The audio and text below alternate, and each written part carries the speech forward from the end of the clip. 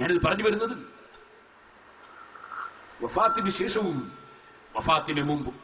അതുകൊണ്ടല്ലേ ഇന്നും മദീനയിൽ പോയാൽ, ഞാൻ ഈ അടുത്ത് 8 ദിവസം മുമ്പ് കഴിഞ്ഞതിന്റെ മുമ്പത്തെ വെള്ളിയാഴ്ച ഞാൻ മദീനയിലുണ്ട്. അന്നും ഞാൻ നോക്കിയിട്ടുണ്ട്, മദീനയിൽ അല്ലാഹുവിന്റെ റസൂലിന്റെ ശരീരം മറവ് ചെയ്യപ്പെട്ട റൂം, ആ റൂമിന്റെ ചുമരിന്റെ മേലെ മദീന പള്ളിയുടെ ഒരു ചുമരാണ്. ആ ചുമരിന്റെ മേലെ ഇപ്പോഴും എഴുതി വെച്ചത് ബാക്കിയില്ലേ? യമൻ തഫജ്ജറത്തിൽ അൻഹാറു നാബിഅതൻ മിൻ ഇസ്ബഅൈഹി ഫറവൽ ജൈശ ബിൽ മദദി. സൈന്യങ്ങൾക്ക് കയ്യിന്റെ വിരലിലൂടെ വെള്ളം കൊടുത്ത് സഹായിച്ച നബിയേ. എന്താ കാരണം? കാരണം എന്താണ്? കാരണം മദീന പള്ളിയുടെ ചുമരിന്റെ മേലെ എഴുതി വെക്കാൻ കാരണം,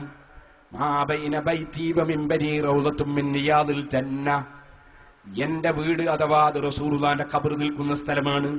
എന്റെ ഖബറിന്റെയും മിമ്പറിന്റെയും ഇടയിലുള്ള സ്ഥലം അത് സ്വർഗത്തിന്റെ തോട്ടമാണെന്ന് പറഞ്ഞ തോട്ടത്തിൽ നിന്ന് നിങ്ങളൊന്ന് ഇടത്തോട്ട് തിരിഞ്ഞു നോക്കിയാൽ ആ സ്വർഗത്തോട്ടത്തിലുള്ളതല്ലേ സഹോദരന്മാരെ? വ്യക്തമായി എഴുതി വെച്ചതല്ലേ? ഇന്നും സ്വർഗത്തിന്റെ തോട്ടത്തില് പള്ളിയുടെ ചുമരിന്റെ മേലെ ബാക്കിയുള്ളതല്ലേ? യമൻ തഫജ്ജറത്തിൽ അൻഹാറു നാബിയതൻ മിൻ ഇസ്ബഅൈഹി ഫറവൽ ജൈശ ബിൽ മദദി.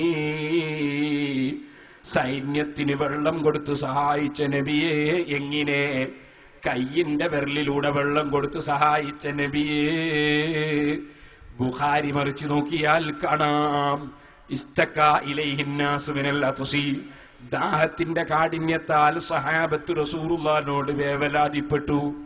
നിങ്ങൾ പഠിച്ച ഖുർആൻ അല്ലല്ലോ സഹാബികൾ പഠിച്ചത്, നിങ്ങൾ ഖുർആൻ ദുർവ്യാഖ്യാനം ചെയ്തല്ലേ പഠിച്ചത്. സഹാബത്ത് പഠിച്ചത്, ഇമാം ബുഖാരി പഠിച്ചത്, ബുഖാരിയിലുള്ള ഹദീസാ പറയുന്നത്. സഹാബത്ത് നബിയോട് വെള്ളത്തിന് വേവലാതിപ്പെട്ടു. മറ്റൊരു ഹദീസിൽ കാണാം, ഫജലസ ഇലൈഹിന്നാസ്, സഹാബത്ത് കരഞ്ഞുകൊണ്ട് ആവശ്യപ്പെട്ടു. അങ്ങനെ ജഹിസന്നാസു നഹ്വാ, നബിയുടെ അടുക്കൽ കരഞ്ഞുകൊണ്ട് കുട്ടികൾ ഉമ്മയുടെ അടുക്കൽ ചൊല്ലുന്നത് പോലെ, കുട്ടികൾ വരുന്നത് പോലെ വന്നിട്ട് വെള്ളത്തിന് ആവശ്യപ്പെട്ടു. കയ്യിന്റെ വിരലിലൂടെ മോചിതത്തിലൂടെ അല്ലാഹുവിന്റെ റസൂൽ വെള്ളം കൊടുത്തു.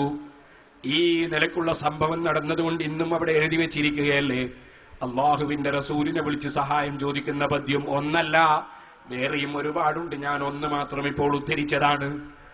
എന്നാൽ ഇനിയും നിങ്ങൾ കണ്ടോ, അല്ലാഹുവിന്റെ റസൂലിന് അഭിമുഖമായി നിന്നുകൊണ്ട് സിയാറത്ത് ചെയ്യാൻ നിന്നാൽ അവിടെയും അതാ തൂണിന്റെ മേലെ സ്വർണ്ണ ലിപി കൊണ്ട് എഴുതി വെച്ചിട്ടില്ലേ? നബി സല്ലല്ലാഹു അലൈഹി വസല്ലം തങ്ങളുടെ ഖബറിന്റെ ആ ചുമരിന്റെ മേലെ, തൂണിന്റെ മേലെ എഴുതി വെച്ചിട്ടില്ലേ? യാ ഖൈറ മൻ ദുഫിനത് ബിൽ ഖാഇ അഅ്ദുമുഹു ഫാതാബ മിൻ തീബിഹിന്നൽ ഖാഉ വൽ ലകമു നഫ്സി ഫിദാഉൻ ലിഖബ്രിൻ അൻത സാകിനുഹു ഫീഹിൽ അഫാഫു വഫീഹിൽ ജൂദു വൽ കറമു. ഓ നബിയെ, തങ്ങളെ ഖബറിൽ നിന്ന് ധാരാളം ഔദാര്യങ്ങൾ ലഭിച്ചുകൊണ്ടിരിക്കുന്നു, ധാരാളം സംഭാവനകൾ ലഭിച്ചുകൊണ്ടിരിക്കുന്നു. ഞാനിതാ എന്റെ ശരീരം അങ്ങയുടെ ഖബറിന് സമർപ്പിക്കുന്നു നബിയേ എന്ന് പറയുന്ന പദ്യം ഇപ്പോഴും മദീനയിൽ അവിടുത്തെ ഖബറിന്റെ ചുമരിന്റെ മേലെ എഴുതി വെച്ചിട്ടില്ലേ? നിങ്ങൾ ആളുകൾ യാ അല്ലാഹു യാ മുഹമ്മദ് എന്ന സ്ഥലത്ത് യാ മുഹമ്മദ് എന്ന യായുടെ നീളമുള്ള ഭാഗം മുറിച്ചു കളഞ്ഞിട്ടും പിന്നെ നോക്കുമ്പോൾ ഒരു വക്കും പിന്നെ ഒരു മുഹമ്മദും ബാക്കിയായി. അത് ഞങ്ങൾ എടുത്തു പറഞ്ഞപ്പോ ഇപ്പോൾ യാ മുഹമ്മദ് എന്ന് യാ മജീദ് എന്നാക്കി മാറ്റിയിട്ടുണ്ടെങ്കിലും ഇതൊന്നും ഇപ്പോഴും മാറ്റാതെ ബാക്കിയുണ്ടല്ലോ, തിരിമറികൾക്ക് വിധേയമാകാതെ ബാക്കിയുണ്ടല്ലോ. ഇനി ഞാൻ നിങ്ങളോട് പറയട്ടെ,